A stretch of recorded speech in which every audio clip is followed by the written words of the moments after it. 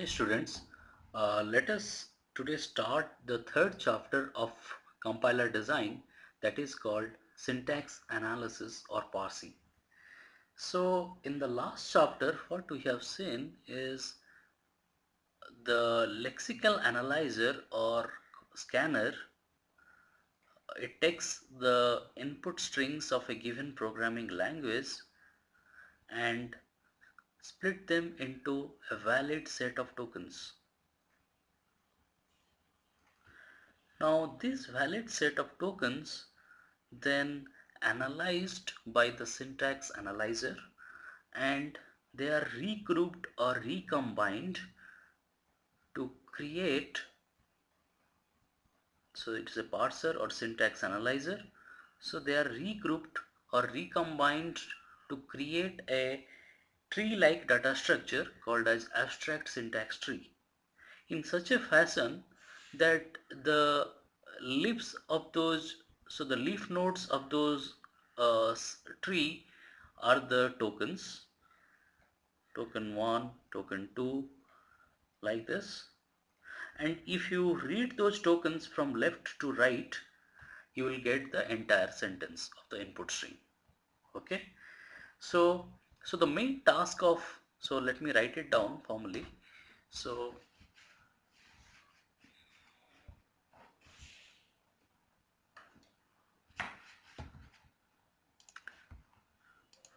the main task of a syntax analyzer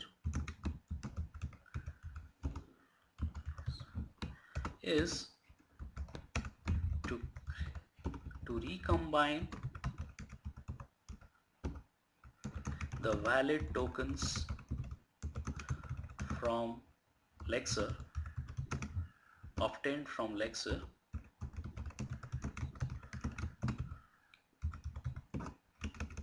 into a tree data structure where the leaf nodes are these tokens. Okay, so we'll discuss how we rearrange these tokens in a given syntax tree. We need to follow certain rules while fitting a given token into the syntax tree. Okay, we'll discuss about that. Second thing is, if the sentence is not syntactically correct, so this we can obtain it while creating the abstract syntax tree. We can detect that okay, the sentences are not correctly formed, and hence we can, the parser produces the syntax error. Okay, so these are the main two things or main two tasks of a syntax analyzer. Okay, now what are the inputs a parser requires to create this abstract syntax tree? Okay, so let us discuss that. So for a parser,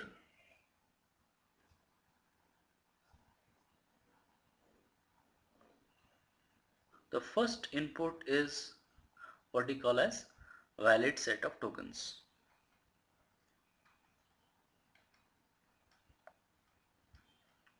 Now this valid set of tokens, while combining this valid set of tokens, parser follows some rules of a given language, and that rules are constitutes what we call as the grammar for a given language.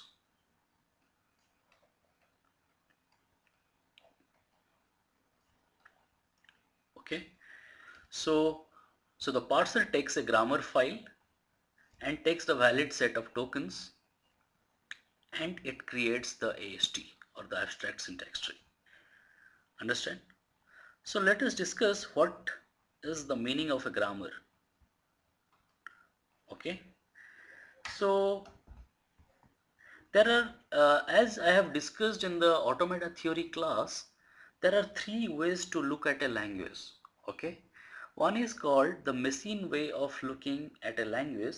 That means, can I create or design a machine that can accept all the input strings of a given language?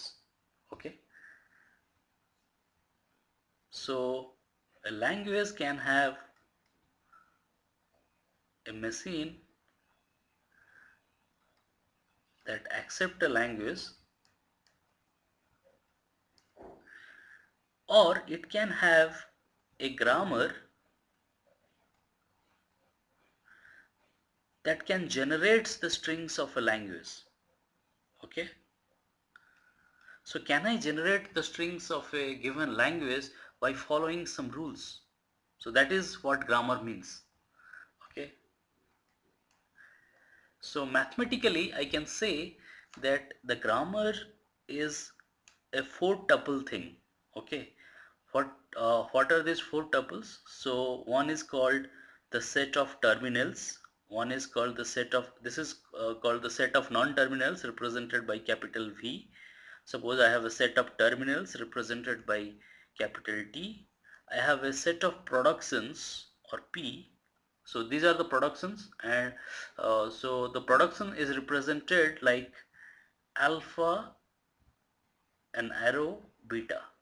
Okay, alpha is called the left hand side of production and beta is called the right hand side of production.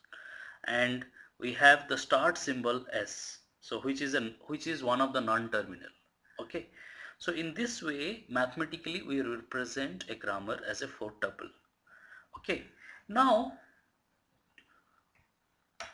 not all the programming languages, all the constructs of a programming language. So our main intention is to create a parser for parsing a given programming language. Okay, like C or C++ or Java. Now people have found out that all these programming languages cannot be represented by a regular grammar. So the regular grammar is what? So the regular grammar is a grammar that generates the strings of a language which can be accepted by a deterministic finite automata or NDFA.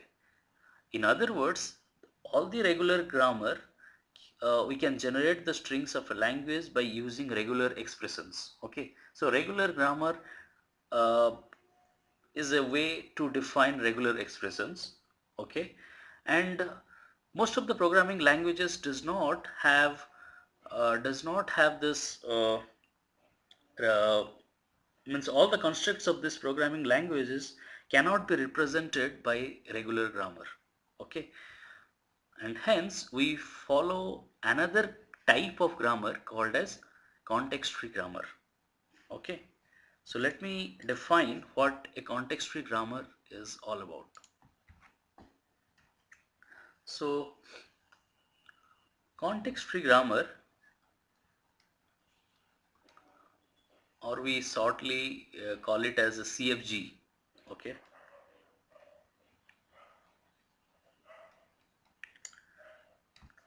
so this is a grammar where the productions are represented by alpha is beta, where alpha can only be a non-terminal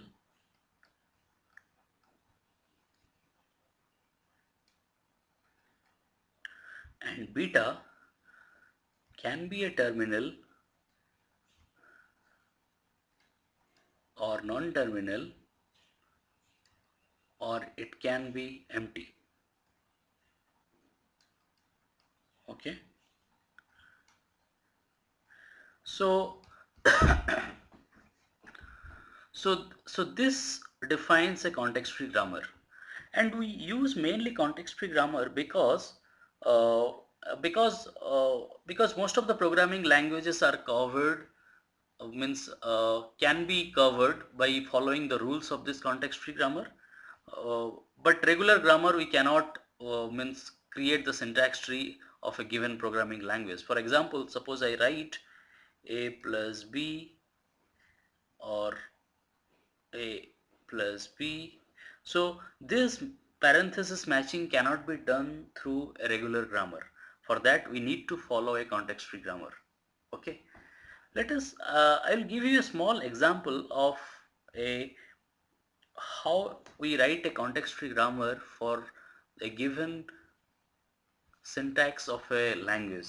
Suppose I have a small C language where my arithmetic expressions I represent EXPR as a non-terminal for arithmetic expressions. Okay. Now how will I write what will be my rules for this expression? So my expression can be, I can say it can be a number itself. Okay, where number is another non-terminal. Okay, number can be 0 or 1, 2, 3 kind of thing. It can be, expression can be expression plus another expression, or it can be minus another expression.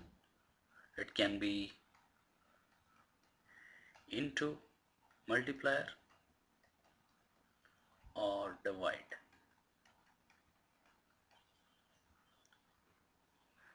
Divide expression. Okay. Now I can also have parenthesis. So I can say this can be left parenthesis, then followed by expression, followed by right parenthesis. Okay. Or it can be a simple identifier. So identifier is another non-terminal. Okay. So now can I create the statement of a given language using these expressions? So suppose I have a conditional statement. Okay, what is a conditional statement? Suppose I have if A, then x is equal to y. So this x is equal to y can be written as a so this y will be an expression because an identifier. So what will be my rules for this parsing this conditional statement? So it will be statement can be what? It can be statement semicolon another statement. Okay, it can be normal x is equal to y, a is equal to b, like that. Or it can be if I have an expression, okay, then I can have statement. So in this way I represent statement, rules for the statement. So statement can be a normal statement with semicolon another statement, or it can be if expression then statement. Okay. Okay, thanks.